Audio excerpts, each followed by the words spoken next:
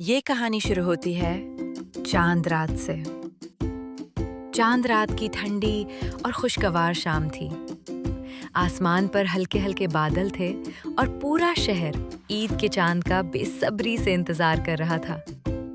बाजारों में रोशनियों की चमक थी, मेहंदी की खुशबू फैल रही थी और हर तरफ खुशियों का समा था। इसी शहर में एक 8 साल का प्यारा सा बच्चा रहता था जिसका नाम था अब्दुल राफे। अब्दुल राफे अपनी अम्मी के साथ घर की छत पर खड़ा आसमान को देख रहा था। उसके साथ उसकी दोनों बड़ी बहनें भी थीं। एक का नाम था इनाया और दूसरी का तैयबा। इनाया को मेहंदी लगाने का बहुत शौक था। ईद की रात वो हमेशा घर के सब लोगों को मेहंदी लगाती थी, जबकि तैयबा को घर सजाना बहुत पसंद था। वो रंग बिरंगी लाइट्स और छोटी छोटी सजावट की चीजों से पूरे घर को खूबसूरत बना देती थी। अब्दुल राफे बार बार आसमान की तरफ देख रहा था और बेसब्री से बोला, अम्मी, क्या आज वाकई ईद का चांद नजर आएगा? अम्मी मुस्कुराकर बोले, अगर अल्लाह चाहे तो आज चांद नजर आ जाएगा और कल हम सब ईद मनाएंगे। इतने में गली से अचानक जोर की आवाज आई, चांद नजर आ गया, चांद नजर आ गया। ये सुनते ही पूरा मोहल्ला खुशी से गूंज उठा। बच्चे खुशी से उछलने लगे, लोग एक दूसरे को मुबारकबाद देने लगे। अब्दुल राफे खुशी से उछलकर बोला, इनाया बाजी, तैयबा बाजी, देखो ईद आ गई। सब हंसते हुए नीचे घर की तरफ दौड़ पड़े। घर के अंदर ईद की तैयारियों का खूबसूरत मंजर था। इनाया सबको मेहंदी लगा रही थी, तैयबा कमरे में लाइट्स और सजावट लगा रही थी। अम्मी बावर्ची खाने में ईद के लिए मीठी सोया और मजेदार पकवान बना रही थीं। अब्दुल राफे कभी बावर्ची खाने में जाता, कभी बहनों के पास आता और कभी अपने नए कपड़े देखने लगता। जब अब्बू बाजार से ईद के कपड़े लेकर आए तो अब्दुल राफे की खुशी की कोई हद न रही। उसने अपना नया सफेद कुर्ता पहना और आईने के सामने खड़ा होकर बोला, इनाया बाजी, मैं कैसा लग रहा हूँ?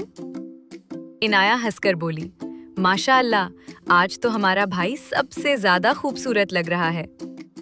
तैयबा ने मुस्कुराकर कहा, कल ईद की नमाज में सब तुम्हें देखेंगे। रात को देर तक घर में हंसी मजाक चलता रहा। बहनें मेहंदी लगा रही थीं, अम्मी खाने तैयार कर रही थीं और अब्दुल राफे बार बार अपने कपड़े देख रहा था। आखिरकार सब लोग सो गए क्योंकि सुबह जल्दी उठना था।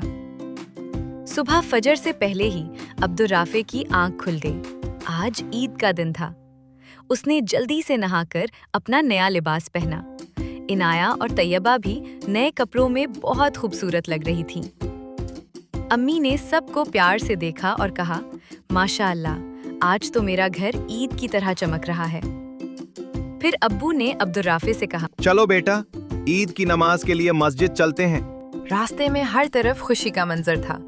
लोग नए कपड़े पहने हुए थे, बच्चे खुशी से खेल रहे थे और हर तरफ ईद मुबारक की आवाजें आ रही थीं।